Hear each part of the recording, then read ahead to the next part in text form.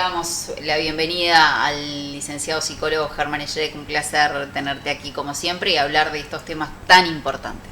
Muchas gracias por la invitación, Mercedes, y es una excelente oportunidad para poder hablar de un tema que estaría bueno encararlo no solo ante la aparición de estas situaciones, pero bueno, aprovechemos la oportunidad. Sí, totalmente. Yo lo decía, ¿no? Hemos encarado temas del suicidio, de las adicciones, de un montón de temas que hacen a la sociedad y que están.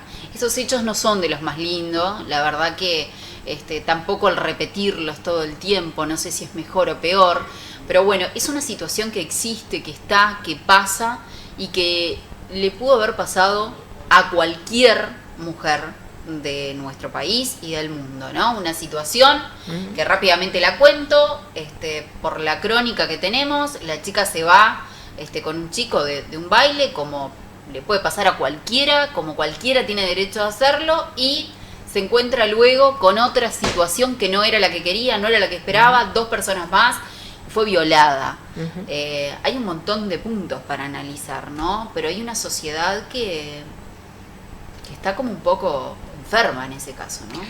Hay muchos puntos, es una situación compleja que de ninguna manera pretendo abordar todos los aspectos en esta ocasión, y una sociedad que pasa por este tipo de situaciones con una frecuencia absolutamente insospechada. Los abusos en general y en especial los abusos sexuales han estado presentes en nosotros como sociedad desde el comienzo de los tiempos prácticamente, pero además con una frecuencia que a las personas le puede llegar a asombrar. Te puedo decir que en un enorme porcentaje de las personas que concurren a una terapia o que vienen a mi consultorio, tal vez por situaciones cotidianas, dificultades a veces muy leves, con el tiempo y en base a la confianza terapéutica empiezan a permitirse la conexión con una situación de su historia que puede ser en su infancia, en su adolescencia o tal vez en su vida adulta, donde han sido víctimas de algún tipo de violencia y muchas veces de violencia sexual. Estas situaciones son muy frecuentes y una de las cosas que sucede ante la aparición de esta noticia es que se empieza a reeditar en esas personas su propia situación de abuso. Y es una oportunidad. Por eso yo decía al principio, esta también es una oportunidad, sobre todo de poder ponernos en primer lugar en estas situaciones, poder reconocer nuestra propia historia y situaciones que pueden haber habido, pero además cómo desde nuestro lugar de padres, madres, de hombres principalmente, podemos aportar para que estas situaciones dejen de ser tan frecuentes. Frecuentes además, y ahora me estaba acordando, en Rivera una pareja fue procesada porque, bueno, también abusaba físicamente y obligaba a su hija de 10 años a ser abusada por otro hombre. Bueno, una situación también espantosa, ¿no? Porque además no es un tema de edades, no es un tema de clases sociales, no es un tema de puntualizarlo o encajonarlo en algo, ¿no? Es un tema a nivel general que les pasa a todos. No, y muchas veces ni siquiera es un tema que tiene tanto que ver con lo sexual, sino más bien con el poder. Ahí está. ¿Por qué se da el tema del abuso? O sea, ¿qué pienso yo, abusador, para abusar, valga la redundancia, de la otra persona? A ver, es un ejercicio de poder, es un ejercicio que muchas veces lo hacen personas con mucha fragilidad, con una estructura psicopatológica determinada y con una gran dificultad en la conexión a nivel de empatía y en el lugar del otro. Una situación que además tiene cuestiones sociales y culturales, donde algo que yo considero positivo es que muchas de estas situaciones recién en los últimos años las estamos viendo como situaciones de abuso, ¿no? Esto que tú relatabas, o muchas veces otro tipo de ejercicio de estas conductas, hasta hace pocos años atrás no eran vistas ni siquiera como un problema y a veces ni siquiera como desde la justicia como un delito. Eran naturales. Eran naturales, eran consideradas parte del derecho que creíamos tener los hombres y que creímos durante mucho tiempo, entre otras cosas, sobre el cuerpo de una mujer. Y eso es algo que exige un replanteo en los hombres y sobre todo una educación hacia nuestros hijos que permita poner estas cosas en el orden que tiene que estar. Yo pensaba justamente eso, ¿no? ¿Qué hombres estamos criando? ¿Qué mujeres estamos criando también, no? Porque, bueno, en alguna medida también puede haber alguna mujer que en algún momento abusó y demás. Digo, tampoco vamos a meter solo a los hombres en esto, pero digo, bueno, la gran mayoría y estadísticamente siempre se habla de los hombres.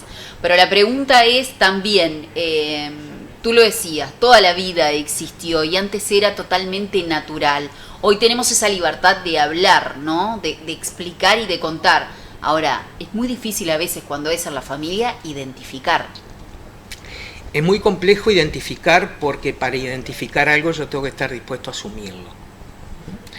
Yo solo veo aquello que siento que puedo incorporar a mi vida de una manera que no me genere daños. Por eso, ante muchas situaciones de violencia o de abuso, la persona no ve, los padres no ven.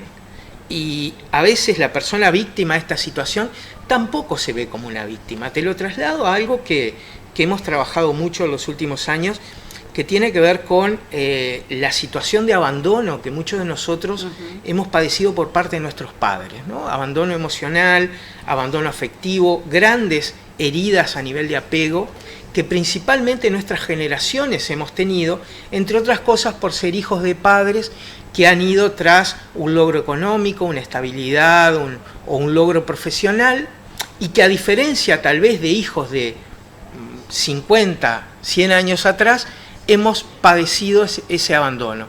Ahora, nos es muy difícil a veces asumirnos como que fuimos niños abandonados. Claro. ¿Por qué? Porque no tenemos todavía la capacidad, tal vez, de integrar eso a nuestra vida. Es muy frecuente que las personas víctimas de abuso sexual, especialmente en lo intrafamiliar, les cueste hasta cómo reconocerse víctimas de eso y se da esa naturalidad. Y ni hablar a nivel social, donde el miedo a que esto le pueda ocurrir a mi hija, el miedo de que esto le pueda ocurrir a mi hermana, hace que yo ponga a las personas víctimas en una categoría diferente, ¿no? Como estas barbaridades que he escuchado, sí. Bueno, pero lo que pasa es que no se defendió, pero lo que pasa es que capaz tomó alcohol, pero lo que pasa es que se fue con la víctima, ¿no? Y ese mecanismo tiene que ver con poner a esa víctima en un lugar alejado de lo que pueden ser mis seres queridos, que por supuesto también pueden ser víctimas de esta situación. Es una situación mucho más compleja de lo que uno puede pensar a veces de mirarlo, ¿no? Pero también está la otra parte.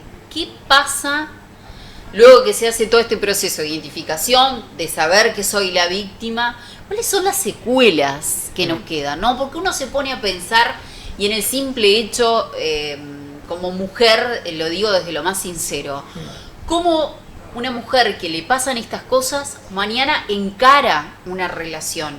Puede llegar a tener una relación a lo más íntimo desde lo sexual, teniendo todo ese pasado o ese episodio que imagino se debe repetir todos los días en la cabeza de una persona. Sí, poder se puede. Poder se puede, por supuesto que implica un proceso donde hay que incorporar esta situación, tal vez desde un apoyo terapéutico, darle una mirada diferente, asumir, transitar también todo lo que es el registro emocional de esa situación o de cualquier situación de abuso, porque nosotros no somos lo que nos pasó, sino somos lo que hacemos con lo que nos pasó. Bien. Me animaría a decirte que la enorme mayoría de nosotros hemos sido víctimas de algún tipo de abuso, en la infancia, en la adolescencia, y el animarme a pedir ayuda, el animarme a reconocer esto, es un proceso que también puede llevar años. Como decía hoy, sobre todo animarme a ponerme en el lugar de haber sido víctima de una situación. Asumir, reconocer. Asumirlo, reconocer, en algún punto poder conectar emocionalmente con esa persona que fui yo en ese momento y poder conectar emocionalmente, esa es la parte más difícil, porque muchas de estas víctimas lo que quieren es seguir adelante y te lo dicen. Yo lo que quiero es que esto quede en el pasado, yo quiero que esto no me afecte. Bien, pero a veces no es solo quererlo, sino también poder pedir la ayuda necesaria para hacer un proceso de sanación, donde esta situación que me pasó forme parte de mi vida, pero no me genere un obstáculo a la hora de poder conectarme afectiva o sexualmente con alguien. Poder hacer de esto un aprendizaje de vida desde el reconocimiento, como tú decías, de que esto nos pasó o nos puede pasar a cualquiera de nosotros. Para el abusador, ¿es lo mismo? ¿Se recompone, se cura, tiene problemas? ¿Es una enfermedad? ¿Cuál es el tema del abusador? ¿Es una patología? Bien, mi opinión personal no es una patología. Es una forma de plantarse frente a la vida y frente al vínculo con los demás, que por supuesto donde en la enorme mayoría de los casos también se puede rastrear una historia de abusos. O sea, repetir patrones. Repetir patrones, que en definitiva es el aprendizaje a vivir una vida en relación sin conectarme emocionalmente. Hay que estar muy desconectado para abusar de alguien sin que eso me genere algún tipo de registro emocional. ¿Por qué ahí está el tema, no? A uno le gustaría, yo creo, capaz que pidió mucho, ¿no? Saber qué piensan en ese momento, porque cuando uno escucha esas cosas y lee esas noticias y las tiene que dar, a mí lo primero que me da es la persona que está abusando. Tiene que ver el dolor de la otra persona, tiene que entender que lo que está haciendo está mal, o no lo ve, o lo ve y lo disfruta. Ahí depende de cada caso particular. Te iría desde el extremo de personas que parte de su excitación sexual y su disfrute tiene que ver con el dolor del otro.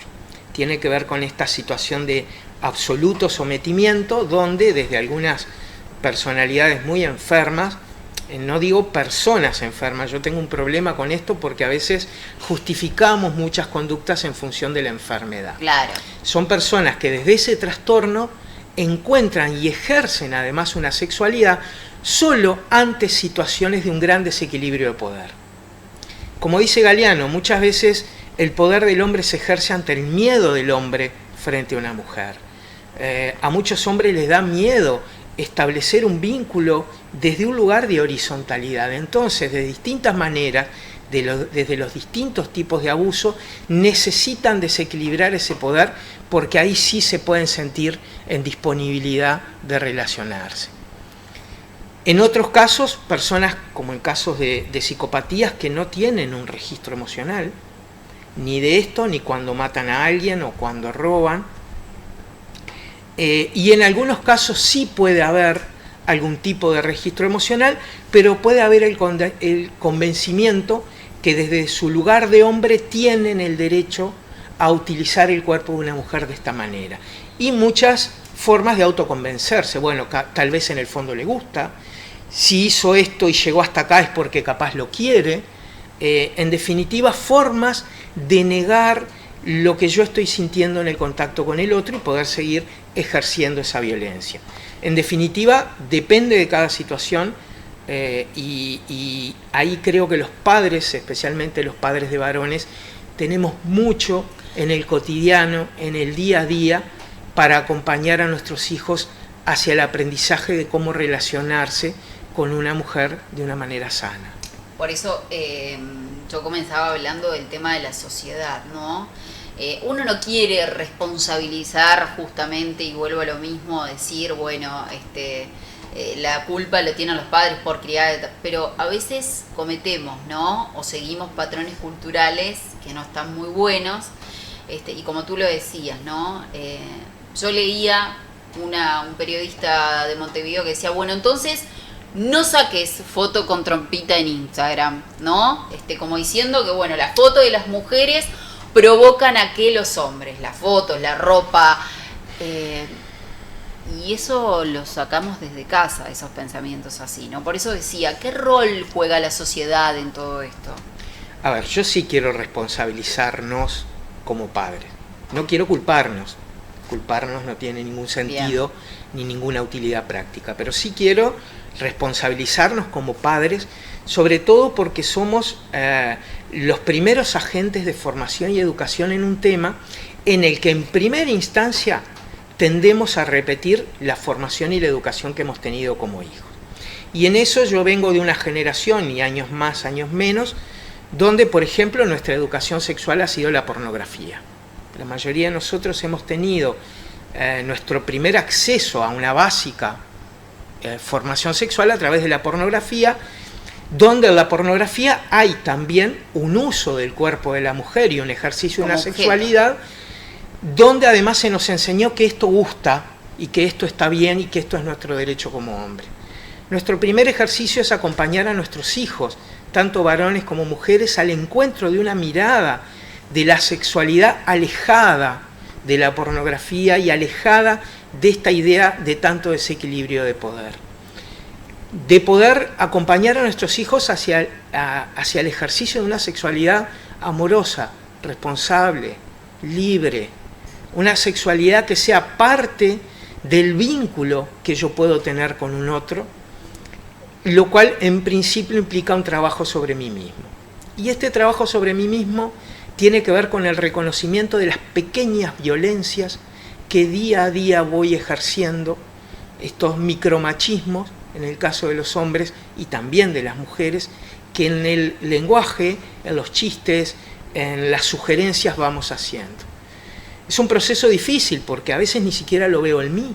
Yo también me puedo reconocer con actitudes machistas, comentarios misóginos, homofóbicos, que tal vez estaría bueno que empiece a problematizarlos y sobre todo a no repetirlos con mis hijos para que ellos puedan ir al encuentro de una sexualidad plena, de una sexualidad honesta, como parte de su formación, para no repetir este tipo de esquemas y de patrones. Es un trabajo que debemos hacer todos día a día, como tú lo decías, ¿no? Desde el saludo del hola, ¿no? Hasta sin volvernos susceptibles, pero me parece que debemos prestar atención. Estas cosas no nos pueden seguir pasando como sociedad, ¿no?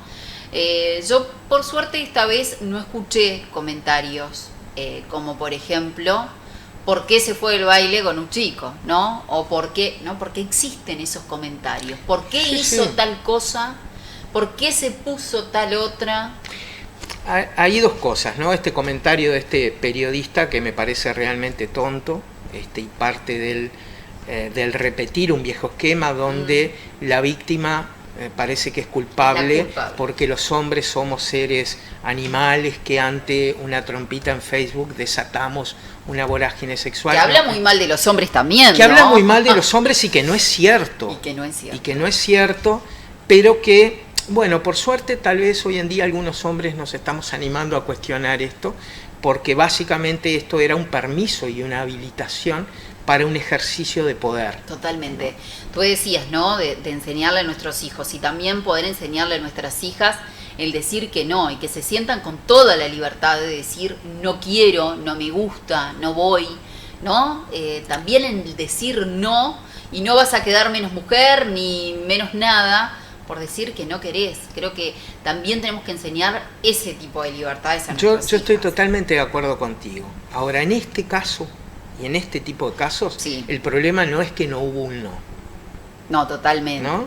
Bueno, en este tipo de casos hubieron no, como en tantas otras situaciones de abuso, porque en una situación de abuso no es necesario ni siquiera un no verbal. O sea, hay un tema de conexión, de empatía, o sea, de sobre todo poder acercarme, porque como hombre, como mujer, tengo derecho al ejercicio de mi sexualidad, de poder estar disponible, pero en estos casos el problema es cuando hay un no que no es respetado y sobre todo es pasado por alto hacia un ejercicio del poder y la violencia. Por supuesto que educar a nuestros hijos en general tiene que ver con el ejercicio del no, pero sobre todo con el ejercicio del respeto ante el no, en distintos aspectos. El ejercicio de aprender que no tengo derecho sobre el cuerpo, sobre la vida, sobre la sexualidad de otras personas. Por supuesto que no tengo derecho por ser hombre, y sobre todo aprender a trabajar desde ese lugar de hombre más respetuoso, más conectado con la sensibilidad, más conectado con el respeto y con los límites, que en definitiva lo positivo en todo esto es que nos está permitiendo ver hoy estas situaciones como un problema. Bien. Y sobre todo la invitación a las personas que han sido víctimas de esta situación a animarse en principio a conectarse con eso y a reconocerse como víctimas de algo, porque tal vez ahí está el camino que me puede llevar a una curación y a una integración de este tipo de situaciones para poder sí vivir una vida de relación y de sexualidad de una manera más plena. Germán, te quiero agradecer muchísimo, obviamente que podríamos seguir hablando mucho más, pero los tiempos son tiranos, así que nada, gracias por haber venido, gracias por haber hablado de estos temas. Creo que bueno, desde nuestro lugar es fundamental hablar de estos temas, como tú decías, ¿no? Comenzamos por acá y seguramente hay alguien que se puede animar a contar, que puede empezar a hablar y que saque todo eso que tiene adentro. Me parece como para comenzar de cero una nueva vida es fundamental. Y si podemos ayudar, mucho mejor. Muchas gracias, Mercedes, a vos, al canal, por esta utilización de una oportunidad que yo siento que también la puede ayudar a muchas personas a poder integrar esto a su vida y de verdad poder seguir adelante. Muchas gracias. Gracias. Nos vamos a la pausa, ya regresamos.